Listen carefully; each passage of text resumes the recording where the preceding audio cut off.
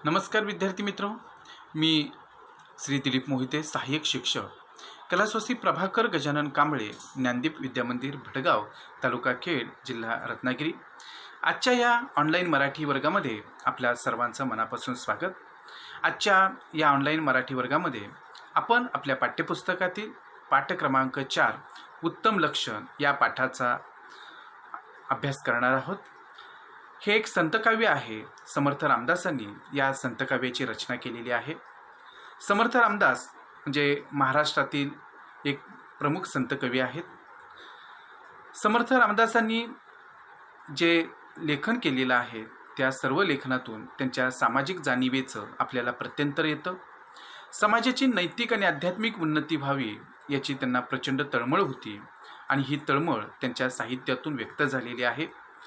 आध्यात्मिक विचारांचं प्रतिपादन करणारे टीकाग्रंथ, स्फुट प्रकरणं, आख्यानकाव्ये, करुणाष्टके, उपदेशपर रचना, अभंग, पदे, भूपाळ्या, आरत्या, स्तोत्रे असं विविध प्रकारचं साहित्य त्यांनी निर्माण केलं आहे.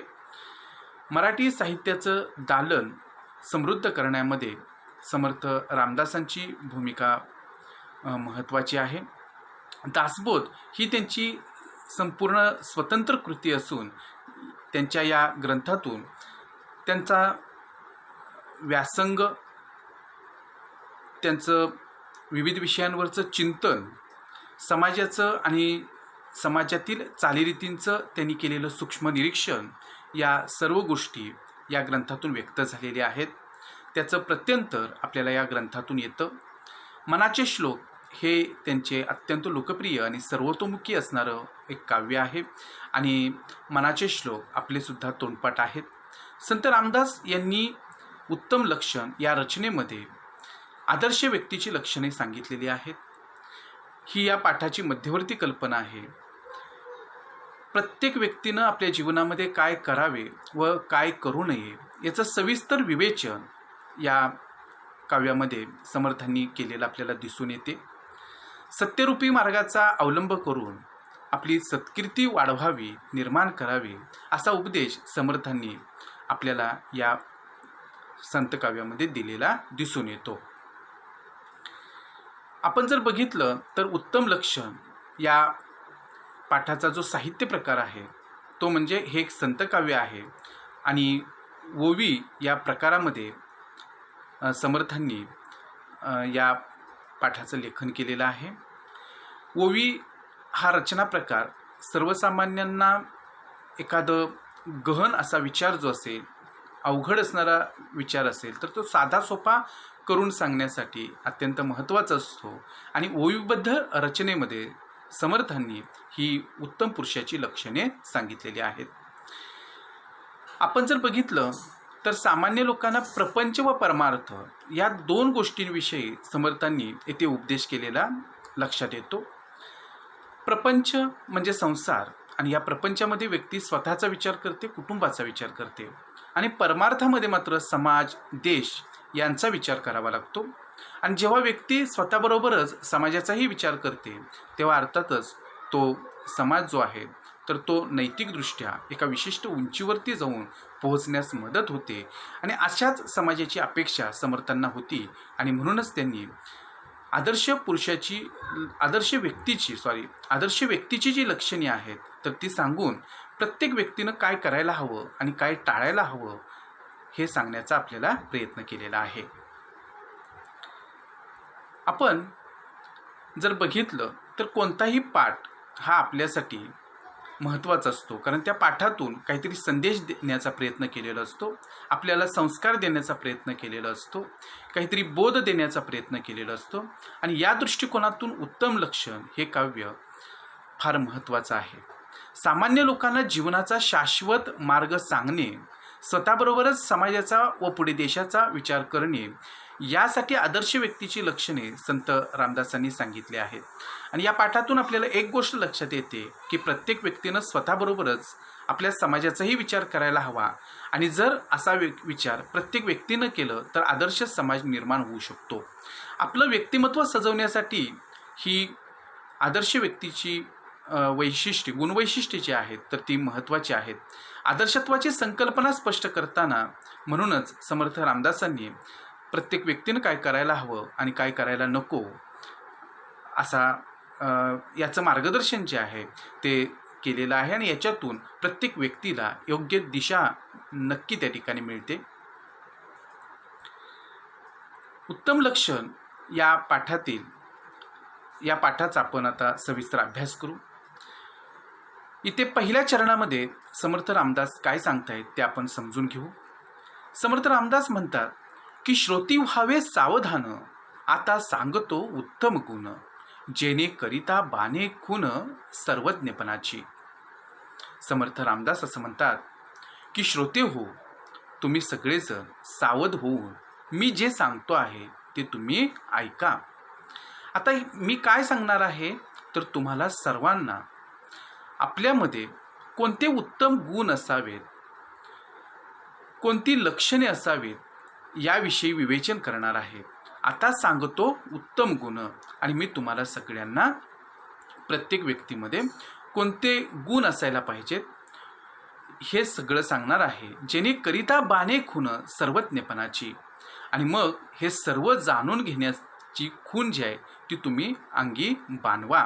म्हणजे जेणे करिता बाणे खून आणि ही सगळी लक्षणं जी आहेत, ही सगळी आदर्श व्यक्तीची गुणवैशिष्ट्ये जी आहेत तर ती तुमच्यामध्ये निर्माण व्हायला पाहिजेत. आणि त्यासाठी मी तुम्हाला ही सगळी लक्षणे सांगणार आहेत आणि त्याच्यातून तुम्हाला प्रपंच आणि परमार्थ या दोन्हींचा विचार करता येईल. आणि प्रपंचामध्ये आपण कसं वागायला हवं आणि परमार्थामध्ये आपण कसं वागायला पाहिजे, स्वतःबरोबरच आपण समाजाचा विचार का करायला हवा हेही तुमच्या लक्षात येऊ शकेल.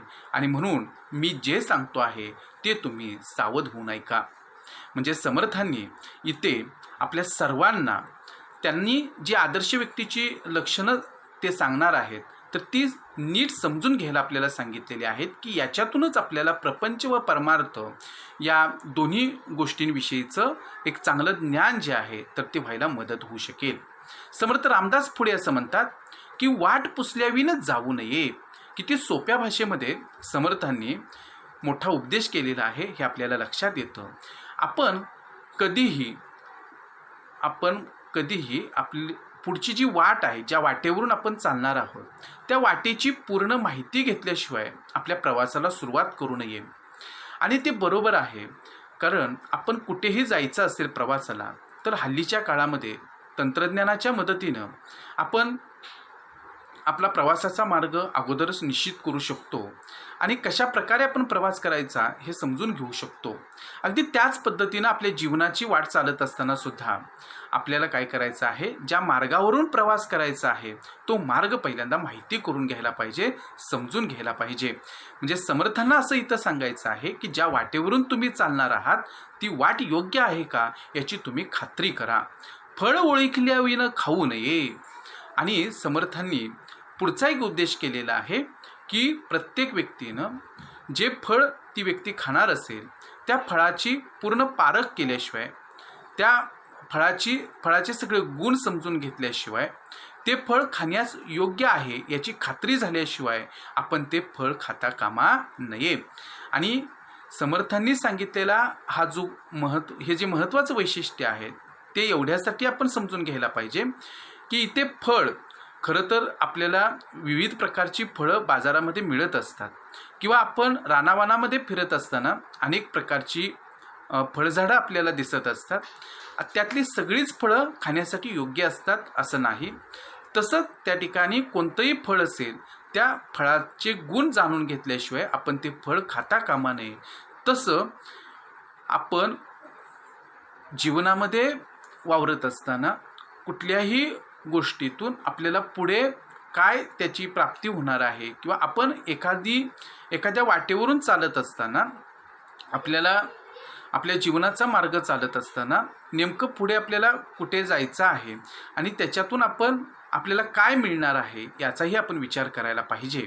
पडलेली वस्तू घेऊ नये एकाएकी. आणि त्याचबरोबर कधीही त्या ठिकाणी पडलेल्या वस्तूला हात लावू नये, बेवारशी वस्तूला हात लावू नये असं समर्थ रामदास सांगतात. म्हणजे काळाच्या पुढे जाऊन समर्थ रामदासांनी कसा विचार तेव्हा केलेला होता हे आपल्याला लक्षात येईल. आज आपण जर बघितलं तर कितीतरी धोकादायक वस्तू आज सार्वजनिक ठिकाणी असलेल्या आपल्याला दिसून येतात.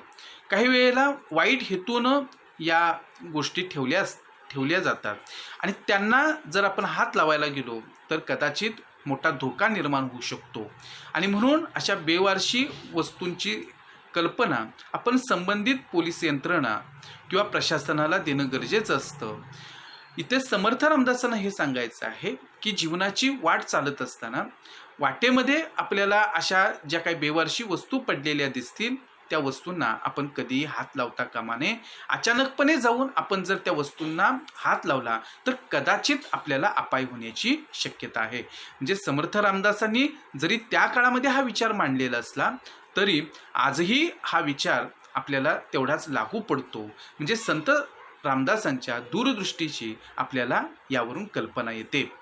पुढे समर्थ रामदास आदर्श व्यक्तीची लक्षणे सांगत असताना म्हणतात की जनी अर्धवत तोडू नये. म्हणजे लोकांची विनंती जी आहे तर ती आपण कधीही तोडता कामा नये. त्या विनंतीला आपण मान द्यायला पाहिजे. म्हणजे लोक ज्या अपेक्षेनं आपल्याला काय सांगतील त्या गोष्टी आपण समजून घेतल्या पाहिजेत. त्यांची विनंती समजून घेतली पाहिजे आणि त्या विनंतीला आपण मानही द्यायला पाहिजे.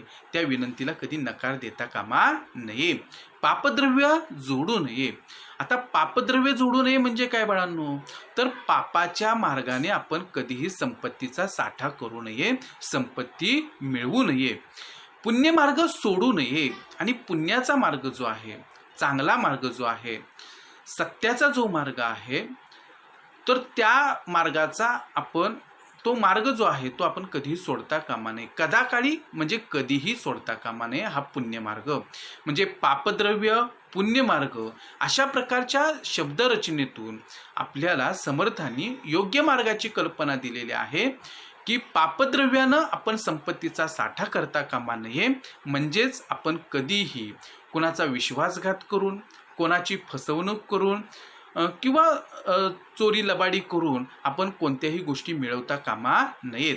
आजच्या काळामध्ये नीतिमान समाजाची निर्मिती जर व्हायची असेल तर प्रत्येक व्यक्तीनं असं ठरवायला पाहिजे की मी कधीही कोणालाही लुबाडून किंवा कोणाची फसवणूक करून, कोणाचा विश्वासघात करून कोणत्याही प्रकारचा पैसा अडका मिळवणार नाही, संपत्ती मिळवणार नाही. आणि जर असं व्यक्तीने ठरवलं तर आपण जे काही समाजामध्ये मोठ्या प्रमाणामध्ये भ्रष्टाचार पसरलेले असं आपण म्हणतो त्याला नक्की लगाम बसू शकेल. परंतु या सर्व गोष्टी प्रत्येक व्यक्तीनं समजून घेणं महत्त्वाचं आहे. आणि पुण्यरूपी मार्ग जो आहे की ज्या मार्गावरून आपण चालल्यानं आपलं काहीच नुकसान होणार नाही, उलट त्या ठिकाणी आपलंही चांगलं होईल आणि समाजाचंही चांगलं होईल, मग असा मार्ग जो आहे तो प्रत्येक व्यक्तीनं चालला पाहिजे. हा मार्ग कधीही सोडता कामा नये असं समर्थ रामदास आपल्याला सांगतात. तोंडाळासी भांडो नये, वाचाळासी तंडो नये. आणि आदर्श व्यक्तीची लक्षणे सांगत असताना समर्थ रामदासांनी इथं केलेला हा उपदेश अत्यंत महत्त्वाचा आहे की समाजामध्ये अनेक अशा तोंडाळ व्यक्ती असतात, भांडकुदळ व्यक्ती असतात की त्या कधीही त्या ठिकाणी ह्या सगळ्या गोष्टी करण्यासाठी मागे हटत नसतात. आणि मग अशा लोकांना आपण जर तोंड द्यायला लागलो तर आपल्यामध्ये आणि त्यांच्यामध्ये काहीच फरक उरणार नाही आहे. उलट अशा ज्या काही तोंडाळ व्यक्ती असतील, मुद्दामहून भांडण उकरून काढणाऱ्या व्यक्ती असतील तर त्यांच्या वाट्याला आपण जाता कामा नये असं समर्थ रामदास सांगतात. वाचाळासी तंडो नये. आणि त्याचबरोबर निरर्थक बडबड करणारे सुद्धा लोक असतात. म्हणजे आपण जर बघितलं आपल्या मित्रपरिवारामध्ये काही मित्रांचा गुण असतो की ते भांडकुदळ असतात, तोंडाळ असतात की त्यांना एक शब्द आपण काही बोललो तर त्याचे 10 शब्द ते करतात आणि काही वेळेला कारण नसताना सुद्धा भांडण्याचा आपल्याशी प्रयत्न करत असतात. तर अशा मित्रांपासून आपण सावध असलं पाहिजे. त्याचबरोबर काही वाचाळ सुद्धा त्या ठिकाणी मित्र असतात की निरर्थक बडबड करत असतात, सतत बडबडत असतात. आणि अशा वेळेला आपण अशा मित्रांशी वाद घालता कामा नये. आणि एक सत्य इथं आपण समजून घेतलं पाहिजे की कधीही आपण जर चिखलात दगड मारला तर तो चिखल आपल्याही अंगावरती उडत असतो. आणि म्हणून आपण अशा वाईट लोकांच्या वाट्याला जाताच कामा नये. कारण कोणाशीही अशा प्रकारचा वाद घालून आपल्याला कोणताही फायदा होणार नाही, उलट आपला वेळही त्याच्यामध्ये जाणार आहे आणि आपल्याला शारीरिक आणि मानसिक त्राससुद्धा होणार आहे. आणि म्हणून समर्थ रामदासांनी प्रत्येक व्यक्तीला हे सांगितलेलं आहे की तुम्ही तोंडाळांच्या नादी लागू नका, वाचाळांच्या नादी लागू नका, उलट संतसंग खंडू नये अंतर्यामी. आणि आपण आपल्या अंतर्मनातून जी सत्संगती स्वीकारलेली असेल किंवा सज्जन व्यक्तींच्या आपण सहवासामध्ये असू तर त्यांचा सहवास आपण कधीही सोडता कामा नये, कारण सहवासाचा फार मोठा परिणाम असतो. आणि जर चांगली संगती आपल्याला लागलेली असेल तर आपल्याला योग्य मार्ग त्या ठिकाणी सापडत जाईल. आणि तोंडाळ आणि वाचाळ व्यक्तींच्या नादी लागण्यापेक्षा अशा पद्धतीची ही संतसंगती जी आहे तर ती प्रत्येक व्यक्तीनं धरावी आणि ह्या संतसंगतीला कधी त्या ठिकाणी तोडू नये. उलट अंतर्मनानं आपण या संतसंगतीचा कायम स्वीकार करत राहावा. पुढे समर्थ रामदास असं म्हणतात की आळसे सुख मानू नये, की आळसामध्ये आपण कधीही सुख मानता कामा नये, आयदीपणानं आपण कधीही राहता कामा नये. आणि समर्थांचा हा विचार जो आहे तो आपल्याला जीवनामध्ये यशस्वी होण्यासाठी अत्यंत महत्त्वाचा आहे. कारण आळस करण्यानं आपल्याला कोणतीही गोष्ट मिळणार नाही. उलट आळस झटकून जर आपण कामाला लागलो तर आपली प्रगतीच होणार आहे. आणि म्हणून आळस करू नये, चहाडी मनास आणू नये. आणि काही वेळेला काही जणांना अशी सवय असते की चहाडी करायची, एकमेकांना काहीतरी सांगून त्यांच्यामध्ये भांडणं लावून द्यायची. आणि अशा पद्धतीची चहाडी चुगली करण्याचा प्रयत्न जो आहे तर तो आपण कधीही करता कामा नये. किंवा दोन मित्रांची भांडणं लावून आपण मजा त्याची घेणं, तो आनंद घेणं यासारखी वाईट कोणतीही गोष्ट नाही. आणि आपण अशा पद्धतीच्या चहाडीच्या मागे लागता कामा नये आणि अशा पद्धतीचा विचारसुद्धा आपल्या मनात येता कामा नये. शोधिल्याविनं करू नये कार्य काही. आणि कोणत्याही कार्याचा नीट शोध घेतल्याशिवाय, म्हणजे आपल्याला जे करायचं आहे ते योग्य काम आहे का, तर ते योग्य असेल तरच आपण ते काम करायला पाहिजे. त्याशिवाय त्या कामाच्या वाटेला आपण जाता कामा नये. शिवाय एकदा आपण एखाद्या चांगल्या मार्गाचा स्वीकार केला तर ते चांगलं काम कधी आपण अर्धवट सोडता कामा नये, ते पूर्णच करायला पाहिजे. आणि त्यासाठी आळस झटकून टाकायला पाहिजे. चहाडी चुगली हा विकार जो आहे तो आपल्या मनातून आपण दूर करायला पाहिजे. आणि मग आपण स्वीकारलेलं जे कोणतंही चांगलं काम असेल तर ते पूर्ण झाल्याशिवाय राहणार नाही. म्हणजे समर्थांचा हा एक विचार जो आहे ते म्हणजे हे त्यांचं विचारधन जे आहे ते आपल्यासाठी अत्यंत महत्त्वाचं आहे. आणि हे विचारधन आपल्याकडे जर एकदा निर्माण झालं, ते आचरणात आणलं तर आपल्याला सुद्धा त्या ठिकाणी आपल्या जीवनाची वाट चालत असताना ह्या सगळ्या वाईट गोष्टींपासून आपण नक्की दूर राहू शकतो. समर्थ रामदास पुढे असं म्हणतात, सभेमध्ये लाजू नये, बाष्कळपणे बोलू नये.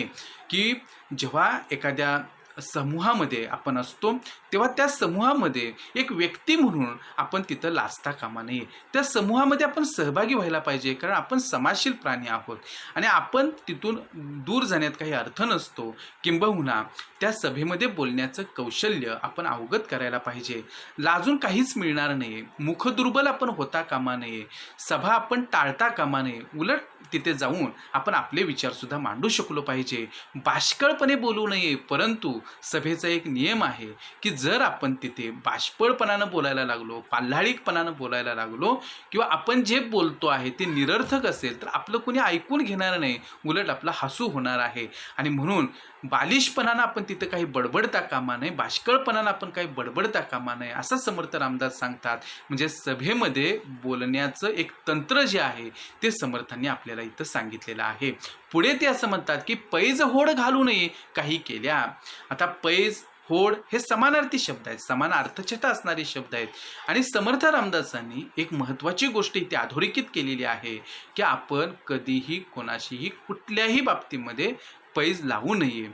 कारण का, होड म्हणजे पण पैजच. कारण पैज लावून आपल्याला काही साध्य होणार नाही. उलट त्या ठिकाणी पैज लावावी ती इतरांबरोबर नाही, स्वतःबरोबर. आणि आपल्यामध्ये असणारी चांगली गोष्ट अधिक चांगली करण्यासाठी स्वतःशी पैज लावून आपण जर पुढे गेलो तर आपण नक्की त्या ठिकाणी चांगल्या ठिकाणी जाऊन पोहोचणार आहोत. पण इतरांशी पैज लावून आपण मात्र स्वतःचं नुकसान करणार आहोत. आणि म्हणून अशी पैज आपण कधी लावता कामा नये असं समर्थ रामदास म्हणतात. पुढच्या ओळीमध्ये समर्थ रामदासांनी आपल्याला सांगितलेलं आहे की कोणाचा उपकार घेऊ नये. आणि ही गोष्ट अतिशय महत्त्वाची आहे की मुळातच आपण त्या ठिकाणी स्वावलंबी बनण्याचा प्रयत्न करायला पाहिजे. आपण अशा पद्धतीनं इतरांच्यावरती जर अवलंबून राहिलो तर मग आपल्याला इतरांनी आपल्यासाठी काहीतरी करायला पाहिजे आणि त्यासाठी आपण इतरांच्यावरती अवलंबून राहायला लागतो आणि मग इतर आपल्याला काही ना काहीतरी मदत करत राहतात. एक प्रकारचा तो आपल्यावरचा उपकार असतो आणि स्वाभिमानी माणसानं कधीही अशा पद्धतीचा उपकार जो आहे तो कोणाचा घेऊ नये. आता ठीक आहे, काही वेळेला आपण एकमेकांची मदत घेत असतो, परंतु ती जरी मदत घेतली तरी आपण मदत देणाऱ्या व्यक्तीबद्दल कृतज्ञ असलो पाहिजे आणि त्याही व्यक्तीच्या मदतीला आपण नेहमी धावून गेलो पाहिजे. म्हणजे कोणाचा उपकार घेऊ नये, म्हणजे निरर्थकरित्या आपण अशा पद्धतीनं कोणाचा आपल्यावरती उपकार होईल अशा पद्धतीनं आपण कधी असता कामा नये, राहू नये. आपण घेतला तरी राखू नये आणि जरी समजा चुकून माकून आपण कुणाचा उपकार घेतलेला असला तरी त्या उपकारांची परतफेडसुद्धा आपण करायला पाहिजे आणि ती परतफेड आपण करू शकलो पाहिजे. म्हणजे आपल्यावरचा हा उपकार जो आहे दुसऱ्या व्यक्तीनं केलेला तो आपण ठेवता कामा नये, त्याची परतफेड करू शकलो पाहिजे. परपीडा करू नये, विश्वासघात हे महत्त्वाचं आहे की आपण कधीही परपीडा म्हणजे दुसऱ्याला दुःख देता कामा नये, दुसऱ्यांना त्रास होईल असं आपण कधीही वागता कामा नये. आणि सगळ्यात महत्त्वाची गोष्ट, आपल्यावरती असणारा जो विश्वास आहे इतरांचा, त्या विश्वासाला आपण कधीही तडा जाऊ देता कामा नये. कारण हा विश्वासघात फार महत्त्वाचा असतो आणि त्यामुळं आपलंही नुकसान होतं आणि इतरांचंही नुकसान होत असतं आणि म्हणून असा विश्वासघात कोणीही करता कामा नये. आणि समाजामध्ये अशा अनेक व्यक्ती असतात की खोटं बोलायचं आणि इतरांना त्या ठिकाणी इतरांचं नुकसान करायचं, इतरांना त्रास द्यायचा, तर अशामुळं समाजाचंच नुकसान होतं आणि म्हणून अशा व्यक्ती समाजासाठी धोकादायक असतात. आणि म्हणून आपण कधीही विश्वासघातकी असू नये. आणि जर प्रत्येक व्यक्तीनं असं ठरवलं की आपण नीतिमत्तेनं वागायचं, कोणाला त्रास द्यायचा नाही, कोणाचा विश्वासघात करायचा नाही, तर मग चांगला समाज निर्माण होईल की नाही? तर नक्की होईल. पुढे त्या ठिकाणी समर्थ रामदास असं म्हणतात की व्यापकपणे सांडू नये, पराधीन होऊ नये. म्हणजे आपल्या मनाचा जो उदारपणा आहे, आपलं मन मोठं असलं पाहिजे आणि मनाचा मोठेपणा आपण कधीही सोडून देता कामा नये, पराधीन होऊ नये आणि आपण कधीही परावलंबी असता कामा नये, दुसऱ्यावरती आपण कधीही अवलंबून असता कामा नये. आणि मग ती कोणत्याही गोष्टीच्या बाबतीत असेल की आपण अशा पद्धतीचं परावलंबित्व स्वीकारता कामा नये. आपले ओझे घालू नये कोणी एकासी आणि कोणावरही आपण आपलं ओझं लादता कामा नये. म्हणजे काय की परमेश्वरानं आपल्याला हात, पाय, डोळे सगळं शरीर तंदुरुस्त दिलेलं आहे, त्याचा आपण योग्य उपयोग करायला पाहिजे. आपण कुठल्याही परिस्थितीमध्ये इतरांच्यावरती ओझं बनून राहता कामा नये. आणि मग यासाठी आपण काय करायला पाहिजे की आपण पहिल्यांदा स्वतः त्या ठिकाणी प्रत्येक गोष्ट करायला शिकलो पाहिजे आणि प्रत्येक गोष्टीमध्ये इतरांची मदत घेण्याचं आपण टाळलं पाहिजे. आपण कष्ट करायला कधी लाजता कामा नये आणि कोणतंही काम कमीपणाचं आपण मानता कामा नये. आणि आपलं पोट आपण भरू शकलो पाहिजे एवढं कौशल्य आपल्याकडे असायला पाहिजे. म्हणजे आपण आपलं ओझं जे आहे ते कोणावरती लादण्याची वेळ आपल्यावरती येणार नाही. आणि म्हणून त्या ठिकाणी समर्थांनी केलेला हा उपदेश आपल्यासाठी फार महत्त्वाचा आहे. पुन्हा एकदा पहा, व्यापक पण सांडू नये, मनाचा मोठेपणा कधी आपण सोडता कामा नये, उदारपणा सोडता कामा नये. कारण या मनाच्या मोठेपणाची प्रत्येक ठिकाणी आपल्याला गरज असते. जेव्हा जेव्हा कुणी संकटात असेल तेव्हा मोठ्या मनाला आपण धावून गेलो पाहिजे, मोठ्या मनानं तिथं मदत करायला पाहिजे. ज्यांना जी गरज आपल्याकडून असेल ती आपल्या परीनं आपण पूर्ण करायला पाहिजे. पराधीन होऊ नये, आपण कधीही परावलंबित होता कामा नये. आपलं ओझं आपण कोणावरतीही आपण लादता कामा नये. पुढे त्या ठिकाणी समर्थ रामदास असं म्हणतात, सत्य मार्ग सांडू नये. हा सगळ्यात महत्त्वाचा भाग आहे. किंबहुना उत्तम लक्षणामध्ये हे जे आदर्श व्यक्तीचं लक्षण आहे याचं पालन आपण जर करायचं ठरवलं तर ह्या इतर सगळ्या गोष्टी आपोआप होऊन जातील की जी इतर सगळी लक्षणं समर्थांनी सांगितलेली आहेत. आणि म्हणून सत्यरूपी मार्ग जो आहे तो आपण कधीही सोडता कामा नये. कारण सत्यरूपी मार्ग हा शाश्वत मार्ग आहे, कधीही नष्ट न होणारा मार्ग आहे. आणि या मार्गानं चालल्यानं आपलंही भलं होणार आहे आणि समाजाचंही भलं होणार आहे. आणि म्हणून सत्यमार्ग सांडू नये हा समर्थ रामदासांनी केलेला उपदेश फार महत्त्वाचा आहे. असत्य पंथे जाऊ नये. आणि आपण असत्याच्या मार्गानं कधीही चालता कामा नये, म्हणजे खोटेपणाच्या मार्गानं कधीही पुढे जाता कामा नये. कदा अभिमान घेऊ नये असत्याचा, आणि असत्याचा अहंकार आपण कधीही बाळगता कामा नये. कारण खोटारडेपणाचा अहंकार बाळगून आपल्याला काय मिळणार आहे? उलट असा अहंकार आपण बाळगला तर तात्पुरता आनंद मिळेल, पण नंतर मात्र त्या ठिकाणी आपल्यालाच त्याचं दुःख होणार आहे आणि ह्या सगळ्या वेदना आपल्याला सहन कराव्या लागणार आहेत. आणि म्हणून त्या ठिकाणी सूर्यप्रकाशा इतकं स्वच्छ पारदर्शक आपलं व्यक्तिमत्व असायला पाहिजे. आणि या पारदर्शक व्यक्तिमत्वासाठी आवश्यक आहे तो सत्यरूपी मार्ग. आणि आपल्या जीवनाची वाटचाल आपण याच मार्गावरून करायला पाहिजे. आणि या मार्गावरून चालत असताना कधीही खोटेपणाचा आधार आपल्यावरती घेण्याची वेळ येणार नाही, याची आपण काळजी घ्यायला पाहिजे. पुढे त्या ठिकाणी समर्थ रामदास या संपूर्ण संत काव्याचा समारोप करताना म्हणतात, अपकीर्ती दे सांडावी. आपण कधी वाईट मार्गानं जर चाललोच नाही, सत्यरूपी मार्गाचा जर अवलंब केला तर आपली अपकीर्ती कधी होणार नाही, कुप्रसिद्धी कधी होणार नाही. कारण आपण जे करतो त्याकडे सगळेजण बोट दाखवत असतात. कुठलंही वाईट काम केलं की आपल्याकडे त्याच नजरेनं सगळेजण बघत असतात.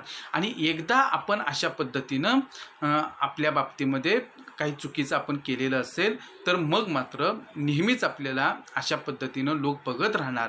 आणि मग आपली वाईट प्रसिद्धी होणार आहे की हा मुलगा असाच आहे, हा नेहमी खोटं बोलणारा आहे, त्याला खरं बोलायचं माहितीच नाही आहे.